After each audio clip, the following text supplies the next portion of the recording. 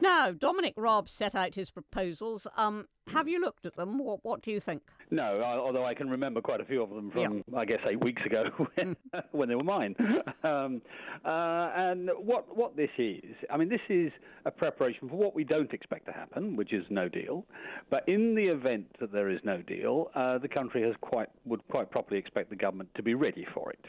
And so right back in 2016, we started work on actually a total of 300 projects, of which I think about 80 of them are going to be announced over the course of this summer.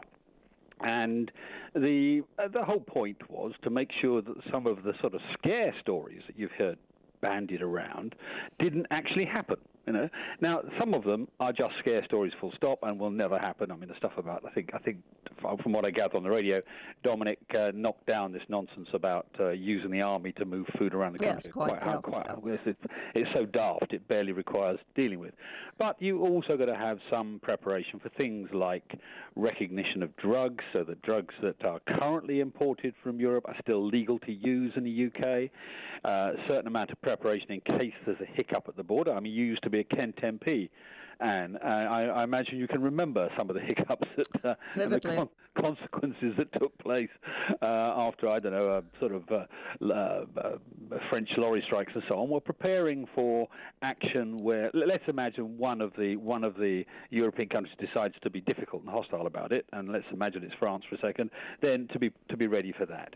So all of that work is put in place. In fact, I had hoped we would be announcing some of this stuff in March, but a number of departments were very nervous in March about talking about this stuff at exactly the same time as we had just got agreement on an implementation period. They thought it would undermine the confidence inspired by an implementation period, so it was put off for a couple of months. But that's what's been going on, and it's the right thing to do. Dominic Raab has said that he's confident that there will be a deal, apparently on Theresa May's terms. Do you share that confidence? And if there is a deal based on the chequers plan, is that better than no deal? Well, my view, the reason I resigned, as you pointed out at the beginning, was that I didn't think the chequers plan actually met the requirements of the referendum, or indeed our manifesto, or indeed some of the Prime Minister's earlier undertakings, earlier speeches, Lancaster House and Mansion House and so on. Why do I think that? Well, first off, it commits us to what they call the Common Rule Book. Now, what does this mean? It means that we're going to have to, our industries are going to have to accept the regulations laid down by Brussels in which we will have no say. Now, the government's argument... So more of the same, in other words? More of the same. In fact, actually worse than more of the same. And this is a sort of important point I don't think has been made very much publicly. The government, number 10, have said, well, these rules don't change very much, in the chemicals industry. It's been stable for a long time and so on. Well, even there have been 26 changes in 5 years in that particular area. But don't think about that. Think about future businesses. Think about life sciences, where we are world leaders. Think about artificial intelligence, where we're a world leader. Think about driverless cars, where we're a world leader.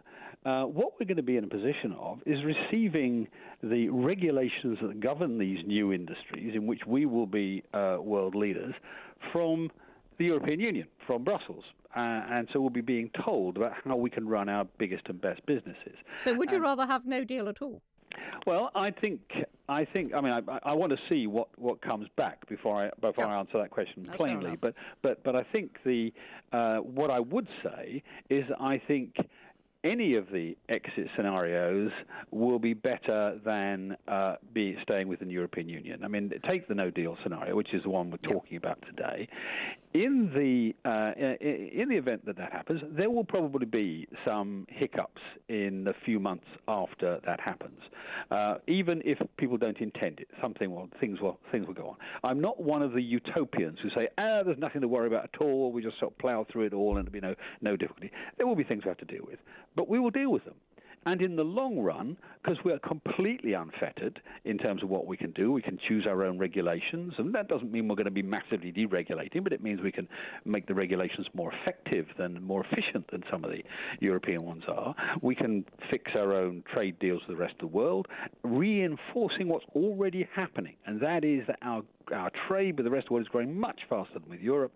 So 20 years ago, it was 60-40 trade with Europe versus the rest of the world. Now it's the other way around. It's not nearly 60-40 the other way. The majority of our trade is going to the rest of the world. It will reinforce all those things. So I think under any circumstances, we're going to be better off outside the union. But I do still think, to come back to your original point, that the proposal from Chequers, which I argued against very firmly on the day, will not meet the undertakings we gave the people, and that's for me is the fundamental problem. And since I was the man who would have to present that, I took the view that I couldn't stay. Well, the reason that I voted Brexit, David, was threefold. I mean, it was first of all so that we could control our own borders. Yep. Secondly, so that we could be free of the European Court of Justice and make our own laws. Mm-hmm. And thirdly, that we could be governed by a democratically elected institution. Yep. Are any of those three achievable with the Chequers plan? Well, we don't know what the outcome on immigration will be. At the moment, the Prime Minister is, I think, as firm as you and I on having a proper controlled immigration policy, although there's been some stuff coming out of Cabinet in the last day or so indicating that may be altering a bit. But it doesn't really address those two. But in terms of the European Court, one of the proposals at Chequers is that we would have a common external tariff for goods coming into Britain en route to Europe. So we'll collect tariffs for them. We'll be a tax collector for the European Union. Well, I can tell you now, the European Union will not trust us to do that without oversight, without an organisation called OLAF, it's one of their investigative organisations, overseeing our customs collection, overseeing the way we administer it, which means the European Court will have a say in our country straight away. In terms of making decisions for ourselves, Parliament making decisions, well, the example I gave you about the so-called Common Rule Book will be us taking decisions from the European Union. And it will be worse than now, not better than now, for the following reason. There's a fairly long history in Europe of them using regulations to advantage European industries over other industries. Sometimes this has worked against us. The best example is the Dyson vacuum cleaner. I don't know if you're familiar with the situation, but James Dyson took the European Union to court because he took the view that they had rigged the testing arrangements so that the old-fashioned vacuum cleaners, the sort of the ones of which there are a number on the continent, the filter-type vacuum cleaners, would look better than or look as good as his brand-new technology Cyclone vacuum cleaners. They did that knowing what they were doing. Now, if we're outside, who's to say they won't do that to all our industries? The new ones I talk about, life sciences, they don't suddenly alter the rules on life sciences so that they have advantages over us, alter the rules on artificial intelligence so they have rules over us, and undermine our competitive advantage. And we David, know... let me just put to you the same question that I put to Ian Duncan Smith much earlier this week, which is this. You're outlining all that could be wrong with the Chequers plans if things go ahead on the current basis. Is there a realistic possibility of that being voted down by Parliament? Oh, yes, I think there is. I think there is a realistic possibility. I mean, what was interesting when it came back to the House was that the Labour Party, as well as a large number of Tories, said they didn't like Chequers. So it could well be there's a majority against it. I mean, we'll have to see when it comes back, as it were, at the end of the summer after October, what's actually happened to it and so on. But I think there's a realistic possibility of that happening, yes. So the Chequers plan could be defeated and we would effectively then leave without a deal? Well, I think the first thing to remember is that nobody wants no deal. This side of the channel or the other side. If you talk to the Belgians, one of the most communautaire of countries, they're terrified of no deal. They think it'll knock 3% off their GDP. Why have they all been messing about all this time? Well, because so far they've not really believed us, I don't think, when we said, well, actually when it comes down to it, if it is no deal, so be it. They don't believe that. Let me give you an example of what happens when they do believe it. when they do believe a threat. Look what happened when Trump threatened the German car industry. The German car industry beat a trail to Angela Merkel's door to get something done about it. But they've not beaten the trail about the prospect of having difficulty supplying the nearly 1 million cars that Germany sells to Britain every year. And the reason is I think they haven't taken seriously the option. Now, what will happen come October, November is if we don't have a deal, that all sides will then have to refocus very, very hard. And I think a lot more pressure will come on the Commission. And then we may come back to, I don't know, a free trade plus deal. I mean, one of the things I've left in the department is work going on and creating the full legal text of a sort of Canada plus, a free trade plus, all the best bits of free trade deals that the European Union's done with everybody else in the world. David, you said something very interesting there. You said that you had left this in the department, but you've now gone from that department.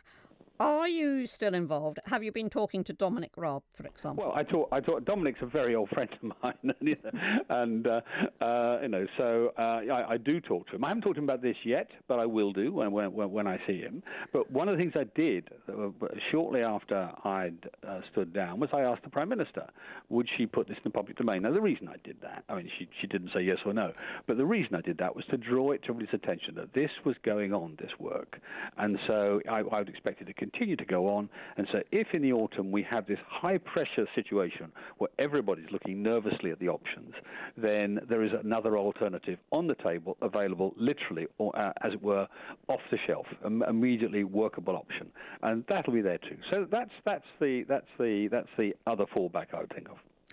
Have you been talking to Nigel Farage? No, I haven't. Although you shouldn't determine from that I don't like Nigel. I'm not one of those who's a sort of fierce critic of. I'm a critic of UKIP because I think some of the members of UKIP are beyond the pale. But I think Farage is an interesting man. He used to be a Tory once. Well, he certainly, of course, has brought the campaign to leave to fruition, which there was a time when nobody thought that would happen. Will you be at the Tory party conference? Oh, yes, I will. And will you be talking about Brexit at the Tory party conference? I think it would be rather hard to avoid. Yes, I will be talking about Brexit. Will you be saying that no deal is better than this deal? Well, as I said, I want to see what it is that comes back. But what I will say is that no deal is better than staying in. That's the point. No deal is better than staying in, and that's very, very important to keep in mind.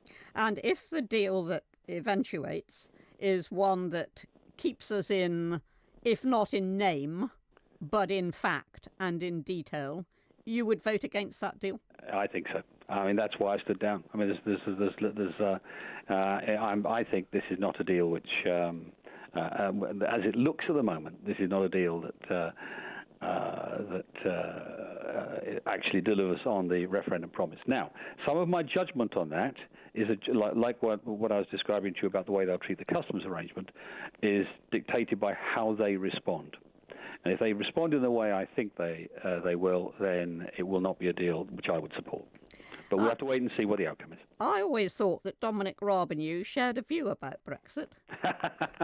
Doesn't seem to be the case, does it? Dominic Raab and I are very close, and he did speak to me before he accepted the job, and I said, go for it, do it, because it's better you do it than others do it. But there we are. You'll have to ask him what his view on this deal is. Well, I may yet do so. I may yet do so. You know the old rules. You've been here, and you know how this works. Ask him, not me. David Davis, thank you very much for joining us this morning. My pleasure.